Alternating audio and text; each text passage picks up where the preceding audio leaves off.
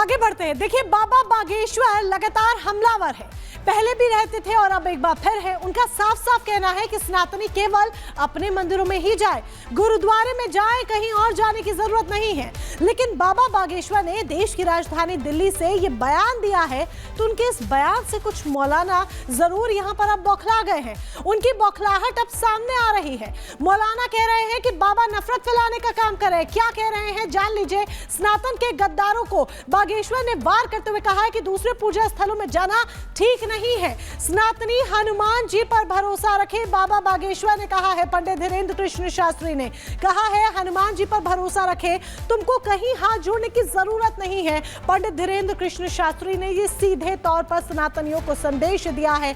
अभी तक वो विरोधियों पर वार करते थे, लेकिन सनातनियों से नाराजगी जाहिर करते हुए उन्होंने कहा कि कहीं और हाथ जोड़ने की जरूरत नहीं है। कुंभ भूमि अब्बा की नहीं, बब्बा की। कोई गाली दे तो सेम टू यू बोलो, पंडित धीरेन्द्र कृष्ण शास्त्री कह रहे हैं।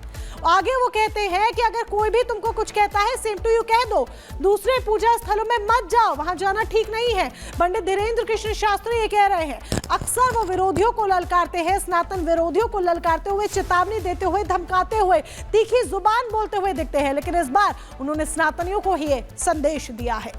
बिल्कुल, देखिए मोनिका आपको बता रही थी कि किस तरह से बाबा बागेश्वर एक बार फिर से सनातन विरोधियों पर हमलावर है, सनातन के गद्दारों पर हमलावर होते हुए नजर आ रहे हैं। उनका साफ साफ ये कहना है कि सनातनी केवल अपने मंदिरों में ही जाए, आपको गुरुद्वारे, मंदिर में ही जाना है। मस्जिदों को लेकर उनकी तरफ से कहा गया कि मस्जिदों में नहीं जाना है, गुरुद्वारों में नहीं जाना है, और ये बात उनकी तरफ से राजधानी दिल्ली में कही गई है। आखिरकार उनकी तरफ से क्या कुछ कहा गया है वो आपको सुनवाते हैं।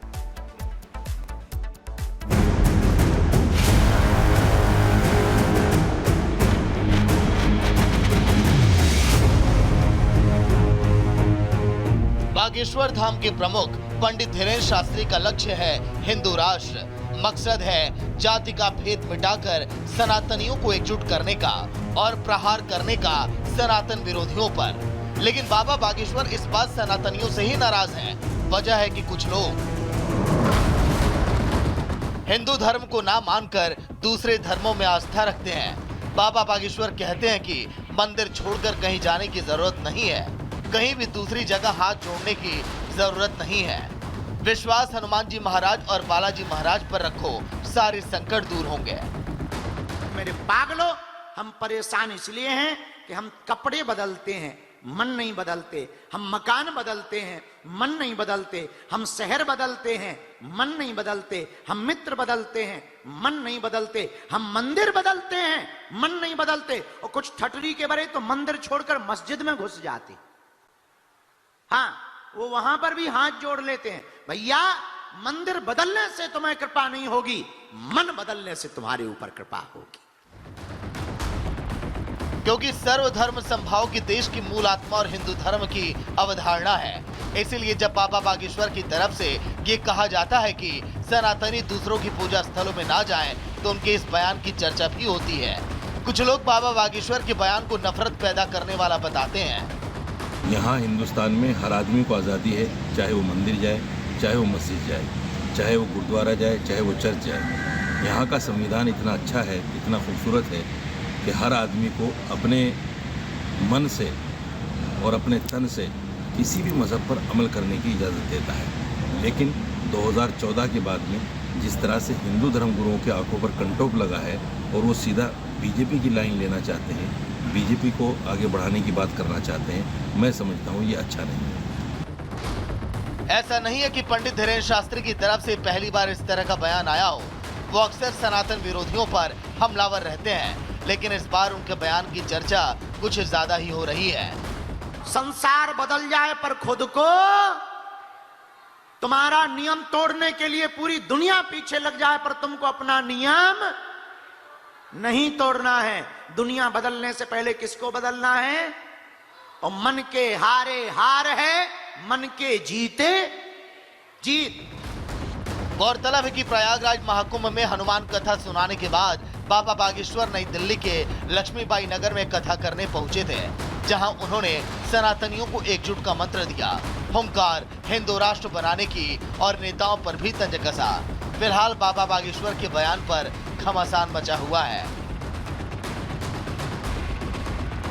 Bureau report, Republic Bharat. तो देखिए, बाबा बागेश्वर को आप सुन रहे थे, जिन्होंने साफ साफ ये कहा कि आप मंदिरों में ही जाएं और गुरुद्वारों में ही जाएं, कहीं और जाने की जरूरत नहीं है। आप खबरों में आगे बढ़ते हैं, अगली खबर आपको बताएंगे और आपको ये हम जानकारी देंगे कि वक्फ बोर्ड की मनमानी यानी कि उसका खेल अब खत्म होने वाला है।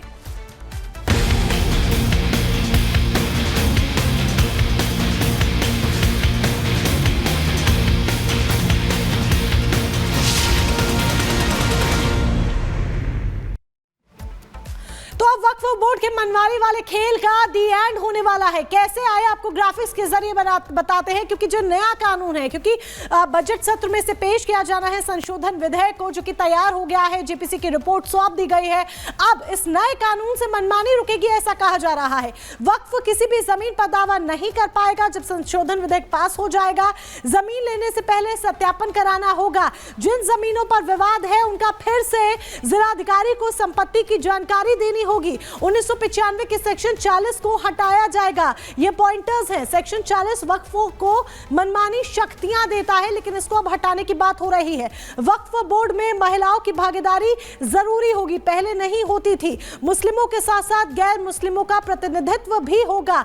इसके अलावा ये वो पॉइंटर्स है जो हम आपको बता रहे हैं। संशोधन विधेयक अगर पास हो जाएगा, जब पास हो जाएगा, क्योंकि इसे बजट सत्र में रखा जाना है, जेपीसी की रिपोर्ट सौंप दी गई है ओम बिरला को। इसके बाद ही ये जो तरीके हैं, ये जो मनमानी वाली बातें हैं, इनका दी एंड हो जाएगा। तो देखिए, नए कानून से वक्फ की मनमानी जो है वो अब रुक जाएगी। पूरे देश को इंतजार था, किसानों को इंतजार था और इसके अलावा हिंदू धर्म के अनुयायियों को भी इंतजार था कि कब वक्फ का खेल खत्म हो। लेकिन पूरी खबर आपको इस रिपोर्ट के जरिए दिखाते हैं और आप देखिए कि आखिरकार किस तरह से कार्रवाई वक्फ बोर्ड पर होने वाली है।